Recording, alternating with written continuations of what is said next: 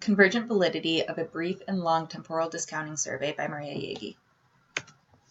In order to understand temporal discounting, it's first important to understand the concepts of self-control and impulsivity. Many research have attempted to operationally define these two terms, and there has not been a agreed upon definition of either. A compilation of definitions for self-control, specifically one that includes a lot of the terminology used from Duckworth and Kern, include when an individual engages in behaviors that really reinforce and move towards their values, goals, and standards, and it helps to regulate their own behaviors and emotions that could be functionally controlled by any other environmental demands or private events. Whereas impulsivity is its counterpart, or its inverse, and it's often when individuals engage in behaviors that lead to smaller sooner reinforcers rather than larger later reinforcers. So they end up responding to internal or external stimuli in which they might display inappropriate behaviors. They might devalue reinforcers, have an insensitivity to consequences, and a few other things as well. Discounting is when individuals engage in private events that reduce the value of something or they believe that something is worth less than it is nominally or objectively worth. And that's according to Meyerson, Green, and Wisithuania. However, discounting is important from a behavioral perspective. As Maloney, Gratwich, and Barber, they ended up coming up with a few hypotheses stating that self-control and impulsivity are operant behaviors and can be learned. This has to do with contacting reinforcement and punishment procedures and punishers and their learning histories. So individuals who have contacted that reinforcement or punishment might end up displaying more self-control, whereas individuals who have not had these learning experiences are more likely to engage in impulsive behaviors. But the cool thing is self-control can be taught. So Dixon and Holcomb, they ended up conducting a study with dually diagnosed adults, and they used a progressive delay procedure in which they were able to teach them self-control. Another study was conducted by Schweitzer and Azaroff, and they found that preschool children can be taught to tolerate delayed reinforcers as well. So that's pretty cool. There's many different measures of discounting. There's real and hypothetical rewards. Real rewards are when these different measures that individuals end up actually receiving whatever they're measuring. So it could be different amounts of money, it could be cigarettes or something like that. Whereas hypothetical rewards, it's all just hypothetical. They're not actually going to receive those rewards. There's different types of these measurement procedures. So there's fill in the blank, adjusting amount of tasks, and the monetary choice questionnaire. Some of them are just questionnaires, whereas and everything's binary, or you fill in the blank, you just write in what your amount is. Adjusting amount, the next question is dependent upon what you previously had answered. So there are also some studies that have evaluated convergent validity among various behavioral measurement tools. One of them was a study conducted by McCaleb and colleagues. They ended up conducting a study with pathological gamblers, and they used various impulsivity scales within gambling, and they found that they were all convergent in assessing gambling and impulsivity. Another one was evaluating functional analyses procedures, and this was Watkins and Rapp. They ended up conducting a study for the convergent validity between the questions about behavioral function and a no interaction functional analysis, and they also found convergent validity.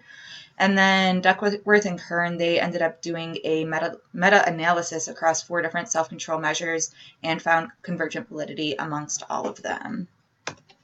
So the purpose of the current study is to evaluate the convergent validity of a brief and long temporal discounting survey. It's hypothesized that the AUC scores, or the area under the curve scores, and indifference points of both surveys will be correlated. There also will not be a significant difference between the AUC scores of the brief and long surveys, so P will be greater than 0.05. This could be extremely beneficial in clinical and research settings if the findings are true, because it could decrease the amount of time for researchers and clinicians to evaluate results, to administer the measures, as well as for clinicians to find a baseline and implement treatment. And this also means that individuals would benefit sooner from this. It also contributes to research in regards to valid measurement tools, and we always need more research within the field of behavior analysis, especially within our various measurement tools. Methods. So there were 39 participants in which were recruited. Only 37 participants' data was utilized, though. This is due to not completing the surveys. They were recruited through social media, Facebook, and email as well. The materials consisted of a survey packet A, which had the brief survey and then the long survey, and then survey packet B, which had a long survey and then a brief survey.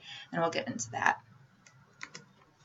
So the independent variables were the brief survey and the long survey. The brief survey included 7 questions in which individuals would select all of the amounts of money that they would take now instead of waiting a specific amount of time for $1,000.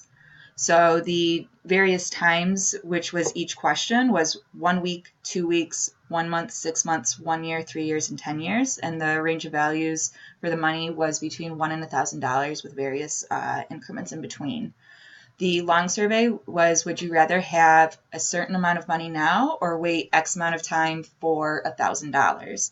And this survey consisted of 189 questions, and it was only a binary choice. So they had to select one or the other. It also utilized the various time frames for each of them. So there was 27 questions to each time frame. The procedures were that the individuals were sent a link to the survey packet and the survey packets were created through Google Forms. The first question was a consent, followed by whichever survey packet it was, so whether it was survey packet A or B. And then for data analysis, we evaluated what the indifference points were and utilized those to determine the area under the curve for each participant at each time increment. And then we ended up doing the Pearson's product moment correlation to find the correlation between the brief and long survey. Following that, a paired samples t-test was conducted to find the difference between the brief survey and the long survey's AUC scores. The AUC scores. So this is a scatter plot of the various AUC scores for the short form and the long form. The range for the short form was between 0.002 to 0.999, and then for the long form it was 0.181 to 0.999. So you'll see that that in the long form the values were discounted more steeply, just a little bit more so than the short form. This is, again, the AUC scores for each participant. The first figure 2 shows the short form version of their discounting survey. Participants 25 and 39, their data was not used in the study because they did not complete all of the survey questions. However, it is still represented here within these graphs, and you can just see the variability amongst the scores here. So the correlations of the AUC scores, we have between 1 week and 10 years. All of these scores are moderate to moderately high scores. The highest one was after 1 year for the correlation between the brief and the long survey at 0.664, with the lowest correlation at 10 years. And it's actually it's a relatively large difference between 1 year and 10 years there. And we'll discuss that later within the results or within the discussion. Then we did a correlation between the brief and long survey for the overall scores, and there was a moderately high correlation of 0.648 with a significance level or value of 0.000. The level of risk was set to 0.05, so this was a significant correlation. Following that, we did a paired samples t-test to evaluate the difference between the two surveys, and the mean for the brief AUC scores was 0.649, and the mean for the long AUC scores was 0.607. You'll see at the bottom here that we have the paired samples t-test, where our degrees of freedom was set to 36, our t-score was 1.082, and our p-value was 0.287. So that means that our p-value was greater than the set level of risk, meaning that there was not a significant difference between the two surveys, suggesting convergent validity, as well as that previous correlation also suggests convergent validity between the two surveys. This is the discounting curve for the short survey. An exponential function was used to determine the best fit. Within this, we ended up using the coefficient of determination to create the discounting curve. The coefficient of determination is a statistical measure used to measure variance in nonlinear regression, and the curve is nonlinear, clearly. The median switch points were utilized. So you'll see here that as the delay increases, that the switch point decreases. And then this is the discounting curve for the long survey.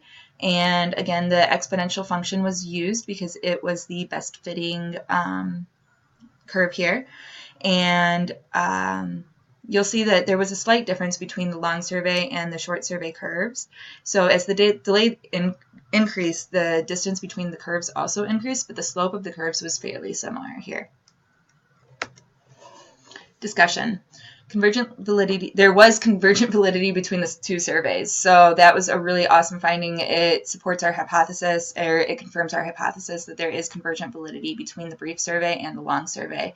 This is important because it's the first study evaluating a brief and long survey for convergent validity, and it helps to contribute to that research. It also validates the tools used to measure temporal discounting, and it adds to the tools within our toolbox for the temporal discounting there. So now not only do we have brief surveys where you can select all that apply, you also have the long surveys for binary choice and everything. So it just helps us have more tools to be able to utilize when conducting research and in clinical settings.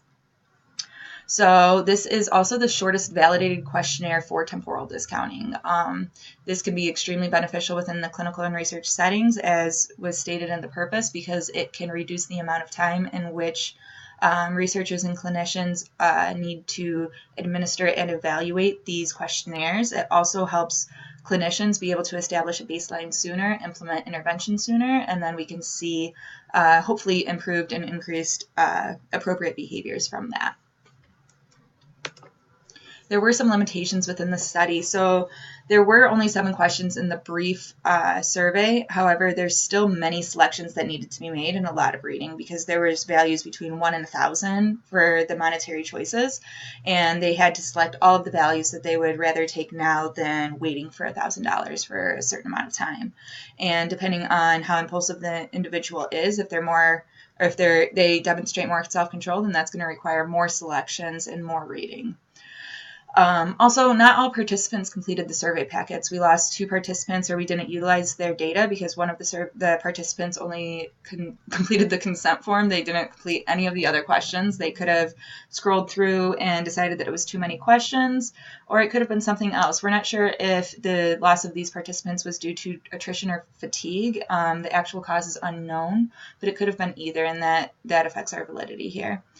Also, demographic information was not collected for this study, so we don't know if we had more impulsive individuals, more individuals who displayed more self-control. We don't know if there was any effects regarding any of that other demographic information.